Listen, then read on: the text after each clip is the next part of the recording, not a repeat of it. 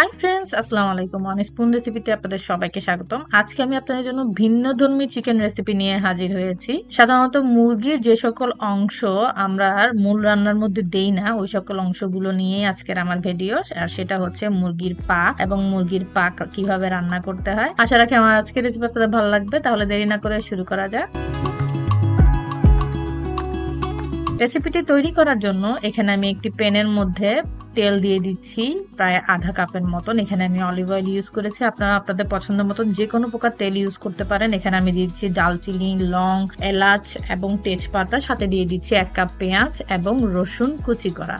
এখানে আমি 4 থেকে 5 টুকরো রসুনকে কুচি করে সুন্দর করে ভেজে নিচ্ছি। অপেক্ষা করব যাতে পেঁয়াজটা মোটামুটি ভাজা হয়ে যায়। পেঁয়াজটা একটু নরম হয়ে আসলে এখানে আমি দিয়ে দিচ্ছি 1 চা চামচের মতন আদা বাটা। এখানে আমি কোনো প্রকার রসুন বাটা দেইনি, যেহেতু আমি রসুনটাকে গোটা দিয়েছি, এবং এটাকে খুব ভালো করে নেড়ে চেড়ে মিক্স করে নেব।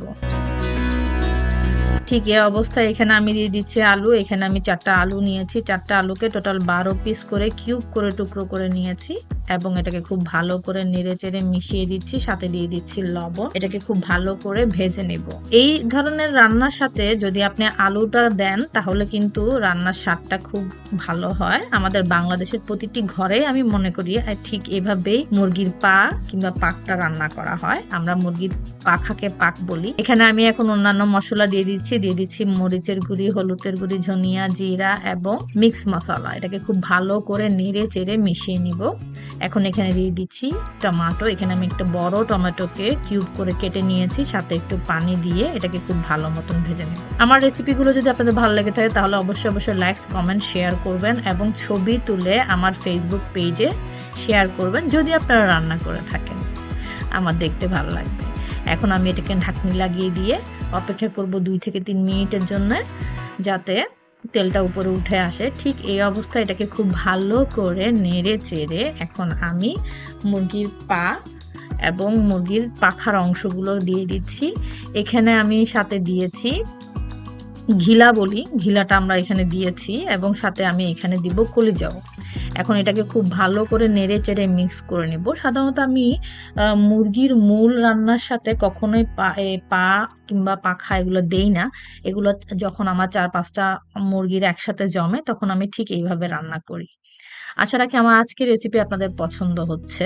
এখন এটাকে খুব ভালো করে নেড়ে চেড়ে পরিমাণ দেখে আর একটু লবণ দিয়ে দিলাম। লবণ দেওয়ার পর পানি দিয়ে এটাকে এখন সেদ্ধর জন্য দিব। ঠিক এই অবস্থায় আমি এখানে কলিজাগুলো মিক্স করে দিব।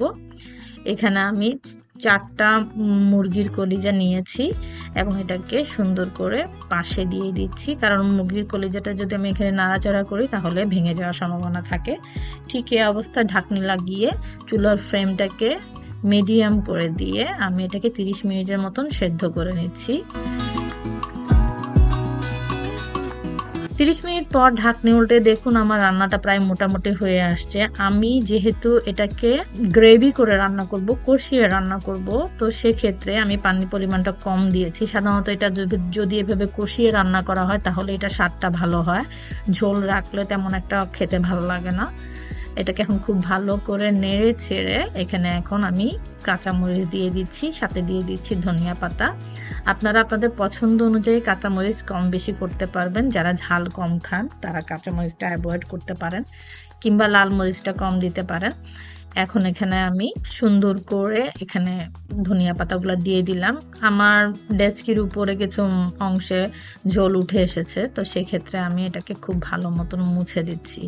আমার রেসিপিগুলো যদি আপনাদের ভালো লেগে থাকে তাহলে অবশ্যই লাইক, কমেন্ট এবং শেয়ার করবেন এবং সাবস্ক্রাইব করে আমার পাশে থাকবেন। এখন আমি এখানে ঢাকনি লাগিয়ে দিব। আমার রান্নাটা প্রায় হয়ে এসেছে। পানি আর একটু শুকানোর জন্য আমি এটাকে চুলায় রেখে দিচ্ছি আরো 10 মিনিটের মতন। এখানে চুলার আঁচটা লো ফ্লেমে থাকবে।